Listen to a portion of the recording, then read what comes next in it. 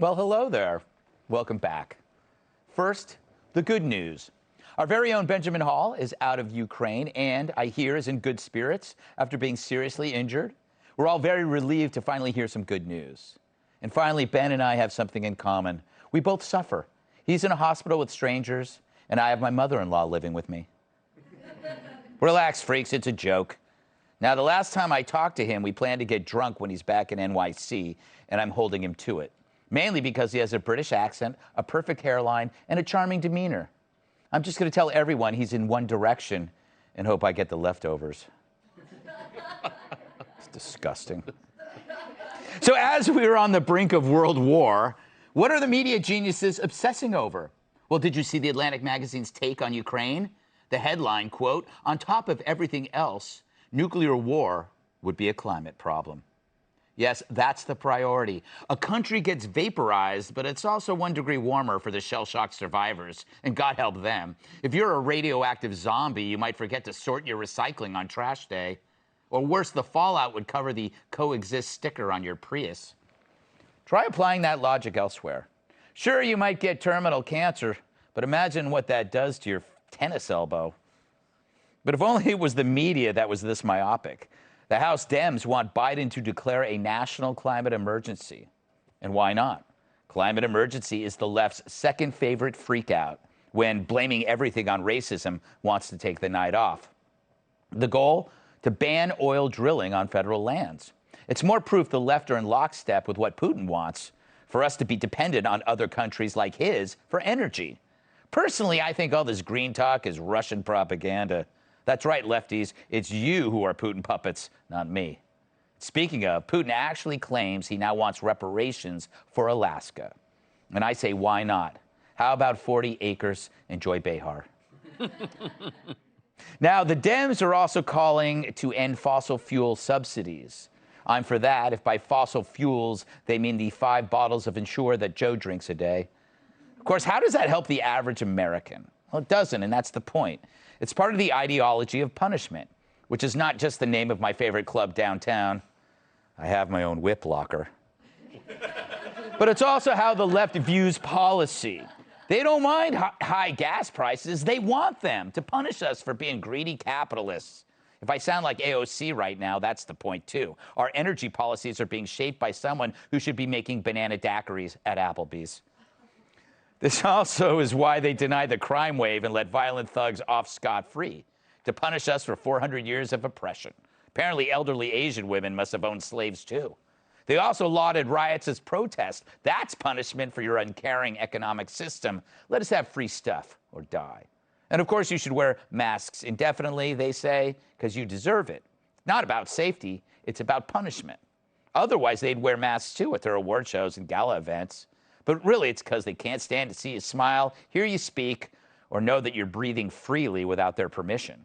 It's the new ideology, morphing politics into morality, becoming a new religion, in which there's no forgiveness, only confession, followed by penance. Bless me, Father, for I have sinned. I just filled my Ford F-150 with unleaded. Okay, son, your penance? Say 5 Hail Gretas and retrofit your house with solar panels. And since everything the left wants is based on punishing you, it's okay if it helps our adversaries. Let's take Russia, who duped Europe into depending on their energy by funding rabid environmental groups. As we start to shun Russian oil, we're now finding out that they actually funded green groups that crapped on non-Russian fuels. They were using disinformation within green groups to steer countries away from fracking and shale gas in favor of their imported Russian gas. It's the equivalent of shutting down rehab clinics so addicts would go back to their old ways. It all makes so much sense now, doesn't it? Of course, you need to be a sucker to get sucked. We had leaders who took... That came out in a weird way. But we had leaders who took environmental advice from a brat like Greta Thunberg and a president who dreamed of sniffing her hair. That's because the ideology of punishment means punishing our industry while bolstering theirs, because we are the oppressor. So now a ditzy president blames Putin for rising prices when it was him and his stupid party all along. Fact is, it takes months to affect oil and gas prices. What we're seeing now is the direct result of Joe Biden's anti-industry policies from the moment he first soiled the Oval Office carpet. Sadly, Russia and China knew what an easy mark our virtue signaling White House was. They were happily playing chess, while our bozos got lost in the ice cream slopes of Candyland. Let's welcome tonight's guest. He's so British, tea has him for breakfast. Author and political commentator, Douglas Murray. And he dresses for the job he wants. Sailboat captain. Radio and podcast host, Buck Sexton. She's so wiry, you want to hang clothes on her. Fox News contributor, Kat Tuv. And he's always picked last for the seesaw. My massive sidekick in the NWA's world television champion, Tyrus. So, Buck, good to see you as always. Thank you, sir. I lie. But I am curious, I am really curious about what you think, because we haven't talked since this invasion. I was curious about what you thought of Zelensky's speech this morning. I'm just curious of how you view what is going on. Are we being pulled into a war? Should we be part of this? I feel like we are being pulled in, and now I feel like after seeing that speech, you know, we have to help the guy. But what do you think? It does feel like the trajectory has been moving toward greater U.S. involvement pretty quickly. It was just a few weeks ago where I think you would have had bipartisan, near bipartisan consensus that this is not our war. We've learned after 20 years of Mideast and South Asian intervention that we want to stay out of things, especially where we don't have a clear strategic objective. Now, on this point, the objective would obviously be to stop the Russians, but the not our war thing still very much applies. I've heard more and more about a no-fly zone last week than I did this week, because I think people actually figured out what a no-fly zone would entail, right, which was important, and I'm glad that that now has been established. It means you have to shoot Russian planes out of the sky, Russian surface-to-air missiles, including on Russian soil, because the S-500 can go about 300 or 400 miles. I didn't really know. You'd have to do a whole lot of blowing up things that Vladimir Putin would be very upset about, and he does have thousands of nukes. Yeah. So we're giving a lot of weapons, which I think is the right thing. We're giving humanitarian assistance, which is the right thing. I hope we hold the line on not actually doing the fighting ourselves, but I'm not 100% sure we won't. We will, actually. I'm hoping. Yeah. I had an idea for a store that only sold boxer briefs called No Fly Zone.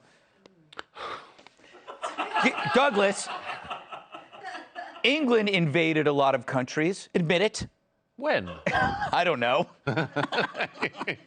Well, what is your take on this as a Brit in America? How do you feel about this? I agree with Buck. I mean, I think that there's a sort of obvious thing. There are things we can do.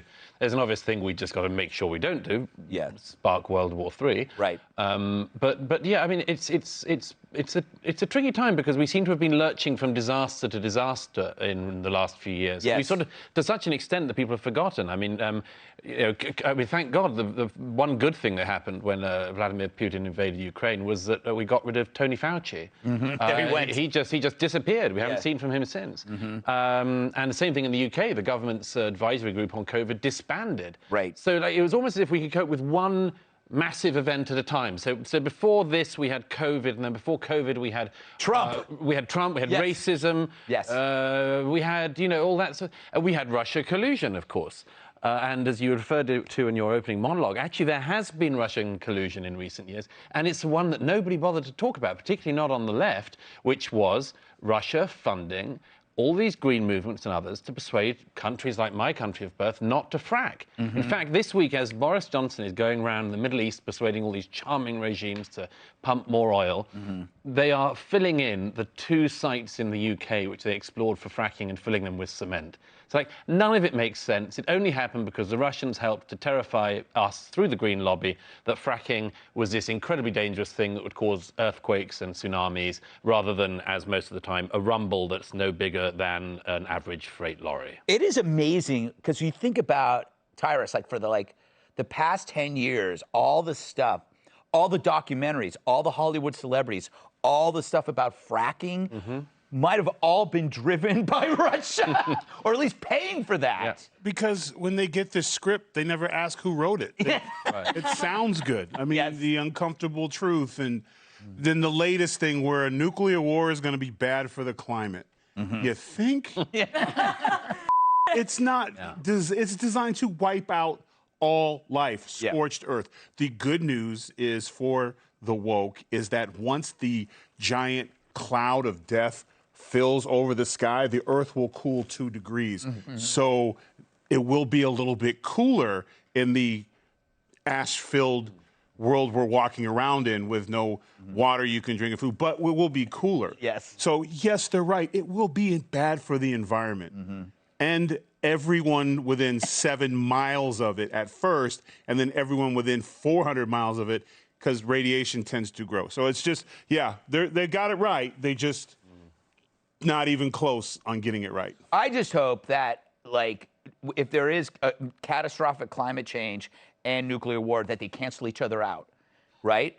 Well, they're both getting unfollowed by me on Twitter, 100%. You know what? That's gonna happen. I'm going to make climate change my avatar, just to show that I'm involved. I'm in it with you. Thank you so much. Hashtag, I'm the tree.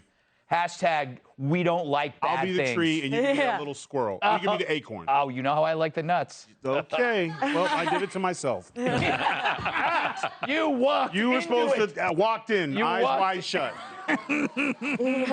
Kat, did you? I want you to talk a little bit about this kind of secret agenda that Russia did with the environment. But first, did you watch Zelensky? Did you catch it at all this morning? Yeah, I watched some of it for sure. Did it move the needle? And you know what needle I'm talking about. Oh, not the ones I inject myself with when I'm doing drugs on the street all day, except for when I'm sitting right here. I get them confused because I'm glad you said that because I do so many intravenous drugs. Do not put words in my mouth. But you weren't thinking what I was thinking. No, I mean, look, I think that he presented a great case, but again, it is so important that we don't start World War III. And I think I agree with Buck that it's so great that people do understand what no-fly zone means now, because a lot of the polling revealed that, saying all these people were for a no-fly zone, but they say, oh, that actually involves us having to like shoot down Russians. They're like, oh, well, I don't want that. Well, that's what that is. So I think it's really important, obviously, to make sure that we don't get involved in something like that. Especially, it's like we ended Afghanistan, or that's over, so now we just send all the troops somewhere else. It's pretty awful. It is weird. There's like this spectrum, okay? On let's say 1 to 10 the spectrum here. On this side you have Iraq, and on this side you have World War II. And you're watching the kind of your heart says this is like World War II, but your mind says, what if it's Iraq? Like, we went into Iraq talking about democracy and we up. Sure, that's what everyone's haunted by. Everyone's haunted by the fact that America hasn't won a war in a quarter of a century. Yeah. And that we worry, what if we go in again? Yeah. But I mean, I agree with what Kat just said, by the way. I mean, did you see this? There was a great thing that happened at the Guggenheim, which is where I always look to for foreign policy advice. Me too. A collective of artists took over the Guggenheim the other day and threw paper airplanes. I saw that. Because they said they were for a no-fly zone. Yes. And the great thing about this is that if they get their way and then World War III starts, I reckon those same artists will be saying, stop the war. Stop the war. Stop the war we started. You have to understand, they thought safe space was like no-fly zone. See, that was the confusion. They just thought they just drew a little line. Or when around the librarian says you're in a no-talking zone, it's not like you just get to wave your hand in the Russian plane. But in this one, you get a mushroom cloud. It's so interesting to think that maybe people didn't understand that they thought no-fly zone was like an agreement that you make. TikTok hasn't explained it yet. We gotta wait. Stay tuned. We need an influencer. I need a teenager to tell me what's going on. Yes. Who doesn't? Me. Me. Yeah, me too. Hey, Sean Hannity here. Hey, click here to subscribe to Fox News YouTube page and catch our hottest interviews and most compelling analysis. You will not get it anywhere else.